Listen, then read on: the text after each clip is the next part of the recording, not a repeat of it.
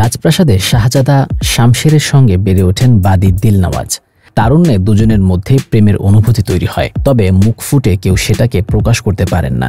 দিলনওয়াজ ভেবেছিলেন বাদী হয়ে শাহজাদাকে কিভাবে প্রেমের কথা বলবেন। শেষ পর্যন্ত দুজনের প্রেম পরিণতি পায়নি। 100 বছর আগে দিলনওয়াজ নামের এই ভালোবাসার গল্পটি লিখেছেন উর্দু ভাষার লেখক রাহাত আরা বেগম। সেই গল্পটি নৃত্যনাট্য হিসেবে বিশ্বজুড়ে সমাদৃত হয়েছে। নৃত্যনাট্যটিকে এবছর ফেব্রুয়ারিতে ঢাকার মঞ্চে এনেছিলেন সাধনা। মাস দুয়েক পর আবারও মঞ্চে ফিরেছে নৃত্যনাট্যটি। শনিবার সন্ধ্যা 7টায় বাংলাদেশের শিল্পকলা একাডেমির জাতীয় নাট্যশালায় নৃত্যনাট্যটি মঞ্চায়িত হবে। দিলনওয়াজে নাম ভূমিকায় নৃত্যাভিনয় করবেন মুবাশশিরা কামাল। দিলনওয়াজ চরিত্রে নৃত্যাভিনয় প্রসঙ্গে মুবাশশিরা জানান, তিনি মূলত ভারতনাট্যম শিল্পী, তবে দিলনওয়াজে কলহুক ও সুফি নৃত্য করতে হয়েছে তাকে। শাহজাদা শমশেরের ভূমিকায় নৃত্যাভিনয় করবেন আবু নাইম ও রাজবধূর ভূমিকায় উম্মে হাবিবা। তারা ছাড়াও এই নৃত্যনাট্যে অংশ নেবেন ঢাকার একঝাঁক নৃত্যশিল্পী।